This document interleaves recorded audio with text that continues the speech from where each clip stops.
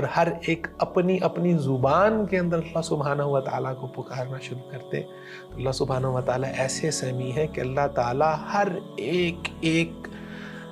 اس کائنات میں موجود جنوں انس اور مخلوق کی بات کو اللہ تعالیٰ بالکل واضح سن سکتے ہیں۔ انسان کو یہ چاہیے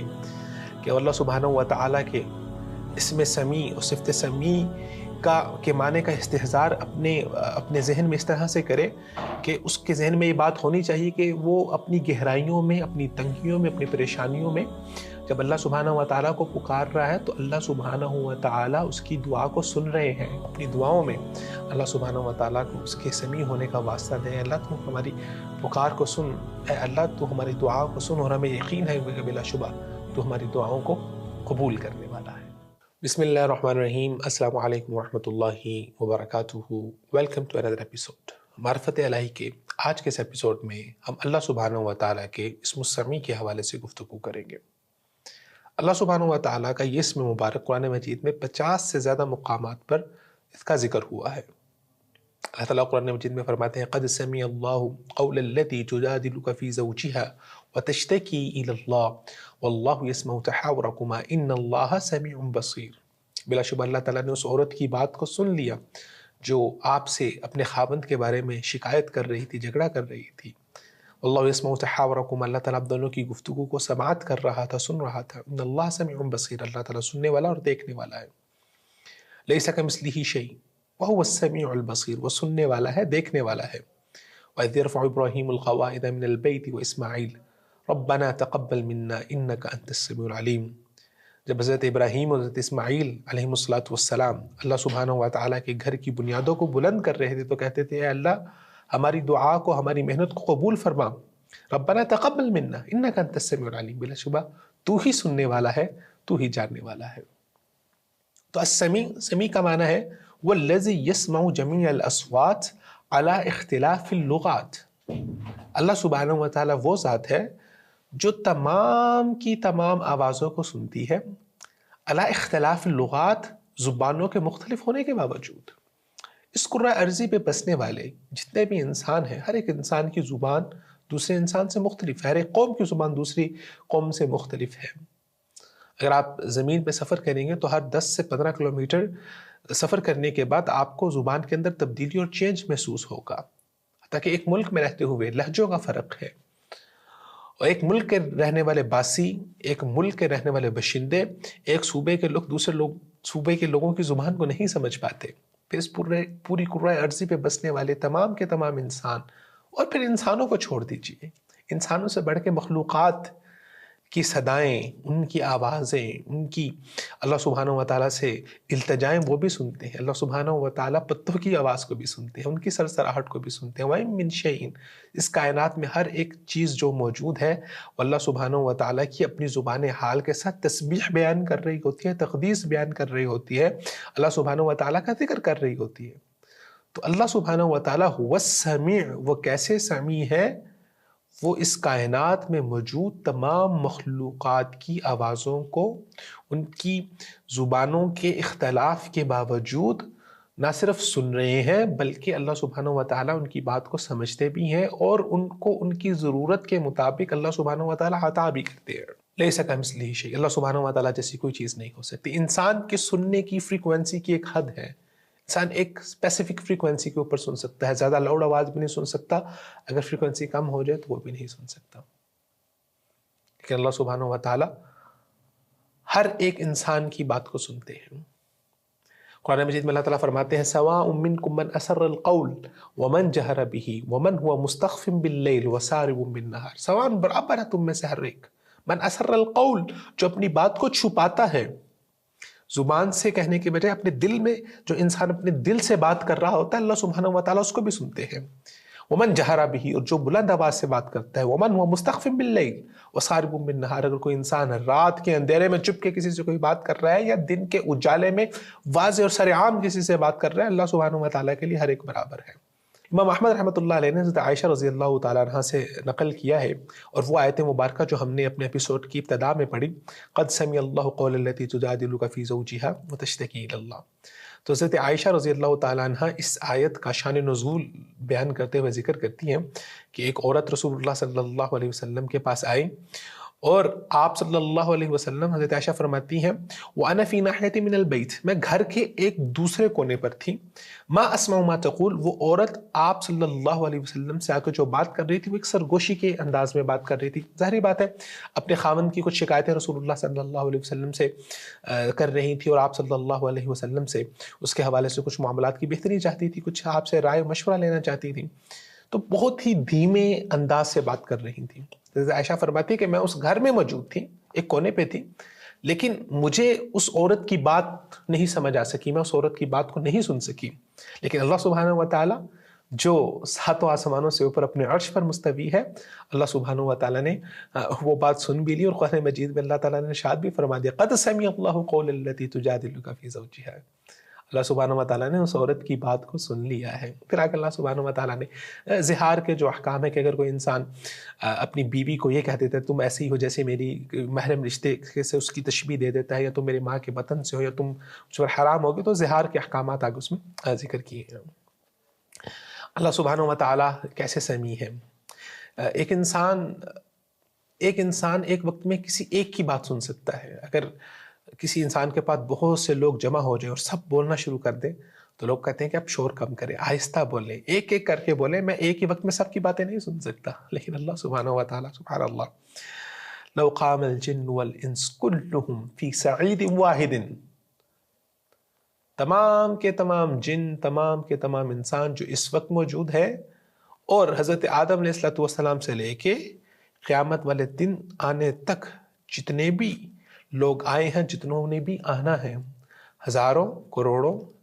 اربوں کی صورت میں سب ایک میدان کے اندر جمع ہو جائیں اور ہر ایک اپنی اپنی زبان کے اندر اللہ سبحانہ و تعالیٰ کو پکارنا شروع کرتے، تو اللہ سبحانہ و تعالیٰ ایسے سمیع ہے کہ اللہ تعالیٰ ہر ایک اس کائنات میں موجود جنوں انس اور مخلوق کی بات کو اللہ تعالیٰ بالکل واضح سن سکتے ہیں. حدیث قدسی رسول اللہ صلی اللہ علیہ وسلم فرماتے ہیں، اللہ تعالیٰ نے فرمایا یا عبادی لو ان اولکم وآخرکم وانسکم وجنکم قاموا فی صعید واحد فسألونی واعطیت کل واحد مسألته ما نقص ذلك من ملکی شیئا. اللہ اکبر. اللہ تعالیٰ فرماتے ہیں میں ہر ایک کی بات کو سن کے اور جو وہ مانگ رہا ہے میں اس کو اس کے مطابق عطا بھی کر دوں، تو میری بادشاہت میں اتنی بھی کمی واقع نہیں ہوتی جتنی کمی اس سمندر کے اندر اس پانی، اس سوئی کے نکے کے اوپر جو پانی کا ایک قطرہ اور قطرے سے پیچھے چھوٹا حصہ لگا ہوا ہے، جتنی کمی سمندر میں واقع ہوتی ہے اتنی میرے ملک، میری بادشاہت اور میرے خزانوں میں ہوتی ہے. صحیحین کے اندر روایت ہے، حضرت ابو موسیٰ اشعری رضی اللہ تعالیٰ عنہ فرماتے ہیں کہ ایک دفعہ ہم رسول اللہ صلی اللہ علیہ وسلم کے ساتھ سفر میں تھے. کنا مع النبی صلی اللہ علیہ وسلم فی سفر فکنا اذا علونا کبرنا، جب بھی ہم کسی اونچی مقام سے گزرتے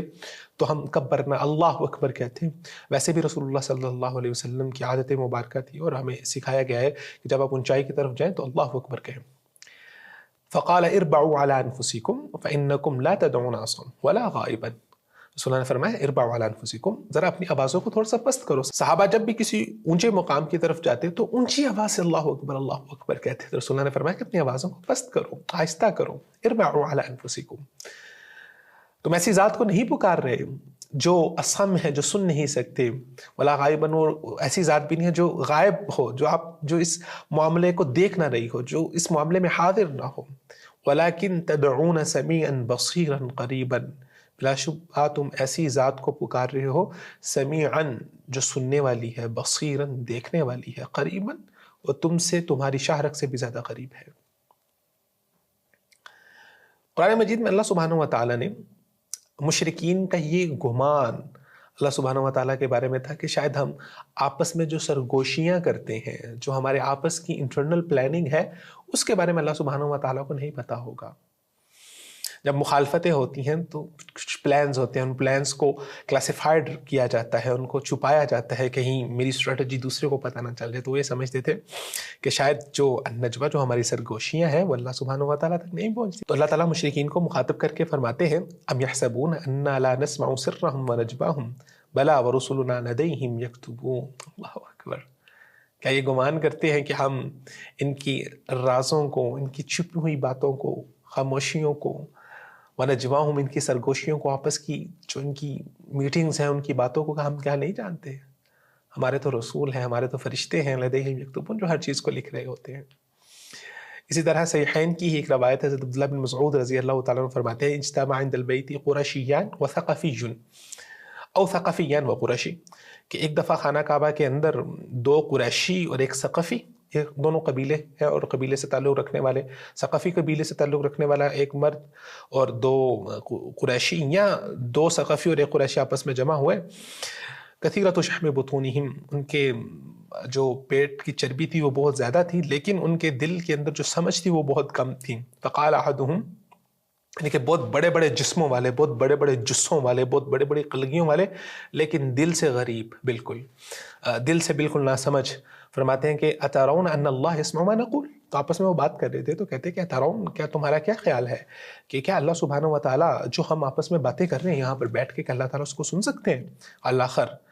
ان میں سے دوسرے نے کہا یسمع ان جہرنا ولا یسمع ان اخفینا، اگر ہم اونچی آواز میں بات کریں گے تو اللہ سبحانہ و تعالیٰ پھر سن لیں گے، لیکن اگر ہم آہستہ سے بات کریں گے، چھپا کے بات کریں گے، پھر شاید اللہ سبحانہ و تعالیٰ شاید نہ سن سکیں۔ وقال الآخر، دوسرے نے کہا کہ اگر اونچی آواز سے اللہ سبحانہ و تعالیٰ کی ذات سن سکتی ہے جو یہاں پر نہیں ہے، تو پھر چھپا کر جب ہم بات کریں گے وہ کیسے نہیں سن پائیں گے؟ تو اس موقع پر اللہ سبحانہ و تعالیٰ نے سورۃ فصلت کی آیت مبارکہ نازل فرما دی، وما كنتم تستترون ان يشهد عليكم سمعكم ولا ابصاركم ولا جلودكم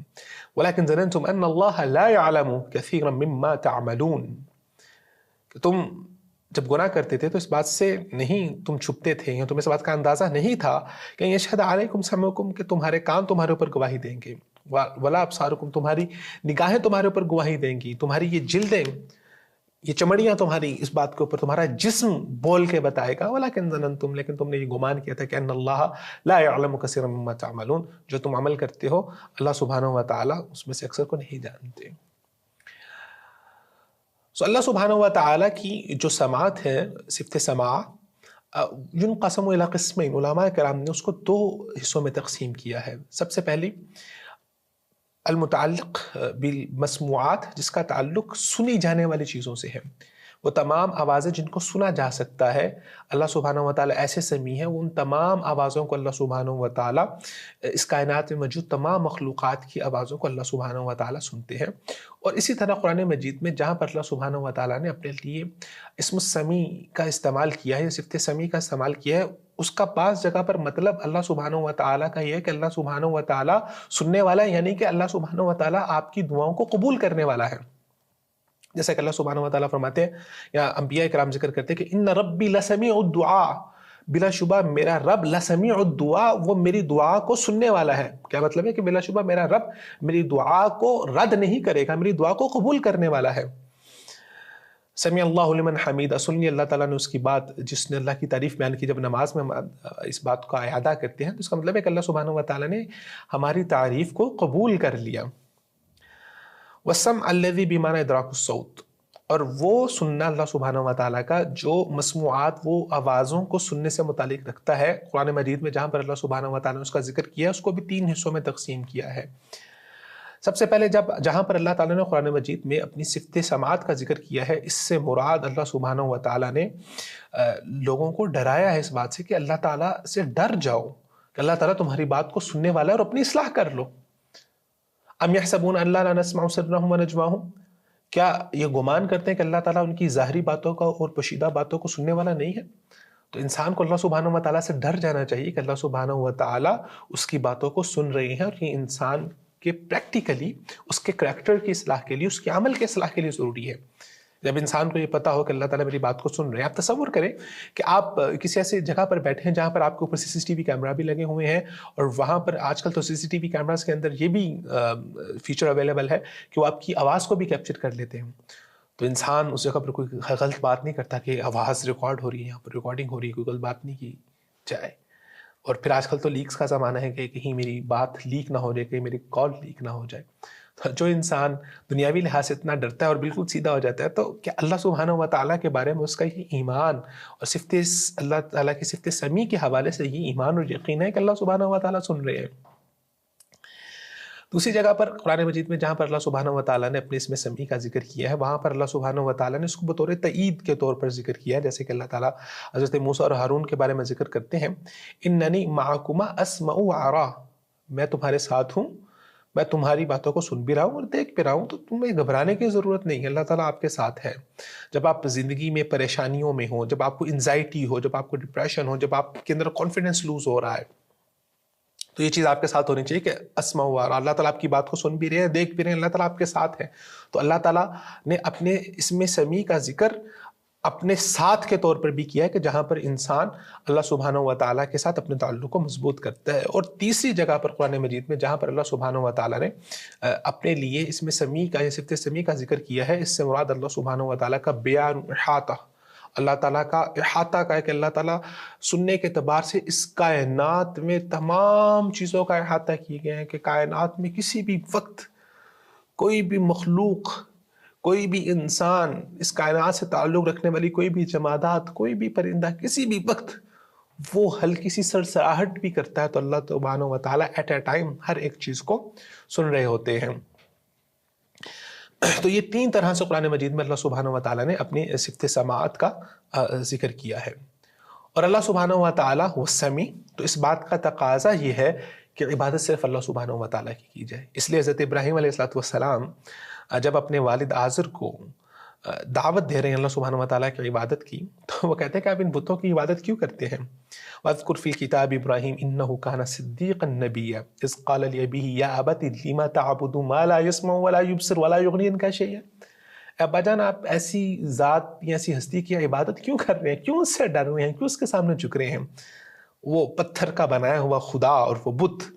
لا یسمع، نہ تو وہ آپ کی بات کو سن سکتا ہے، ولا یبصر، نہ تو وہ دیکھ سکتا ہے، ولا یغنی عنک شیئا، نہ آپ کو وہ کوئی فائدہ دے سکتا ہے۔ تو اللہ سبحانہ و تعالیٰ وہ سمیع اور ایسے کمال کے سمیع ہے اور کما یلیق بشانہ، تو عبادت صرف ایک اللہ کا ہی حق ہے، اسی کی جائے۔ اور انسان کو یہ چاہیے کہ اللہ سبحانہ و تعالیٰ کے اسم سمیع اور صفت سمیع کے معنی کا استحضار اپنے ذہن میں اس طرح سے کرے کہ اس کے ذہن میں یہ بات ہونی چاہیے کہ وہ اپنی گہرائیوں میں، اپنی تنگیوں میں، اپنی پریشانیوں میں جب اللہ سبحانہ و تعالیٰ کو پکار رہا ہے تو اللہ سبحانہ و تعالیٰ اس کی دعا کو سن رہے ہیں، تو اس کی امید اللہ تعالیٰ سے بندھی رہے۔ ہاں، اللہ سبحانہ و تعالیٰ دعا قبول ابھی کر رہے ہیں، نہیں کر رہے، اس میں اللہ سبحانہ و تعالیٰ کی کیا حکمت ہے، اللہ تعالیٰ نے آپ کے لیے کیا تیار کیا ہے، کیا بہتر آپ کے لیے تیار کیا۔ ہو سکتا ہے کہ جو چیز آپ اللہ تعالیٰ سے مانگ رہے ہیں، اللہ تعالیٰ آپ کو نہیں دے رہے، وہ آپ کے لیے بہتر نہیں ہے، اس کی وجہ سے آپ فتنے میں، اس کی وجہ سے آپ مشکل میں پڑ سکتے ہیں، آپ پریشانی میں پڑ سکتے ہیں۔ اللہ تعالیٰ کو آپ سے محبت ہے، پیار ہے، اللہ تعالیٰ آپ سے اس چیز کو روک رہے ہیں، لیکن آپ کے دل میں یہ بات ضرور ہونی چاہیے کہ اگر آج دنیا والے مجھ پہ ظلم کر رہے ہیں، اگر آج لوگ مجھے میرا حق نہیں دے رہے، اگر آج لوگ مجھے ریکگنائز نہیں کر رہے، مجھے وہ مقام نہیں دے رہے جو میرا ہونا چاہیے، تو وہ نہیں ریکگنائز کر رہے، لیکن میرا اللہ تو میری بات کو سن رہا ہے، میرا اللہ تو میرے مقام کو جان رہا ہے۔ اس لیے انبیاء کرام علیہ السلام، اللہ والے جب اللہ کے لیے کام کرتے تھے تو ان کی امید اللہ سے جڑی ہوتی تھی۔ قوم کے لوگ انکار کر رہے ہیں، قوم کے لوگ مخالفتیں کر رہے ہیں، قوم کے لوگ ان کے گھر سے نکال رہے ہیں، ان کے علاقے سے نکال رہے ہیں، طرح طرح کے ظلم ڈھائے جا رہے ہیں، ان کے ماننے والوں کے اوپر ظلم کیا جا رہا ہے، وہ اللہ کی طرف بلانے والے، یہ اہل اللہ، یہ اللہ سبحانہ و تعالیٰ کا گروہ، یہ مظلوم لوگ یہ دب رہا ہے، دوسری طرف ظالم لوگ ان کے اوپر غالب آ رہے ہیں، تو کیا ہوتا تھا ان کے دل میں؟ تمام انبیاء ایک ہی دعا کرتے تھے اور ان کے دل میں یہ بات موجود ہوتی تھی، ان ربی لسمیع الدعاء، بلا شبہ ہمیں یقین ہے اس بات پہ کہ آج ہمارے اوپر آزمائش ہے، لیکن ان قریب اللہ سبحانہ و تعالیٰ ہماری دعا کو قبول کرے گا۔ ربنا تقبل منا انک انت السمیع العلیم، میں اللہ تو قبول فرما لے۔ اور انسان کوئی بھی نیکی کا کام کرے، کوئی بھی بھلائی کا کام کرے، تو اس میں بھی اللہ سبحانہ و تعالیٰ کو صفت سماعت کا واسطہ دے کے اللہ سبحانہ و تعالیٰ سے مانگے اور اللہ سبحانہ و تعالیٰ کے سامنے اپنے نذرانے کو پیش کرے کہ اللہ میں یہ کر سکتا تھا، تو سننے والا ہے، میرے معاملات کو دیکھنے والا ہے۔ تو پھر ایک وقت آتا ہے جب اللہ سبحانہ و تعالیٰ قبول فرماتے ہیں، اللہ تعالیٰ فرماتے ہیں فَاسْتَجَابَ لَهُ رَبُّهُ فَصَرَفَ عَنْهُ كَيْدَهُنَّ إِنَّهُ هُوَ السَّمِيعُ الْعَلِيمُ۔ اللہ تعالیٰ نے حضرت یوسف علیہ السلام کی پکار کو آزمائش کے بعد قبول کر لیا، فَصَرَفَ عَنْهُ كَيْدَهُنَّ، اللہ تعالیٰ نے ان خواتین کا مکر، ان خواتین کی سازش کو حضرت یوسف سے دور کر دیا. انہ هو السمیع العلیم، وہی ذات ہے جو حضرت یوسف علیہ السلام کی بات کو سننے والے تھے جب وہ اکیلے تھے، جب وہ تنہا تھے، جب تمام محل والے ان کے خلاف ہو گئے تھے، کوئی نہیں تھا ان کی بات پہ یقین کرنے والا، ان کی بات کو سننے والا. والسمیع العلیم، وہی اللہ تھا جو سننے والا تھا اور جو جاننے والا تھا. تو اپنی دعاؤں میں اللہ سبحانہ و تعالیٰ کو اس کے سمیع ہونے کا واسطہ دیں. اللہ تو ہماری پکار کو سن، اے اللہ تو ہماری دعاؤں کو سن، اور ہمیں یقین ہے کہ بلا شبہ تو ہماری دعاؤں کو قبول کرنے والا ہے.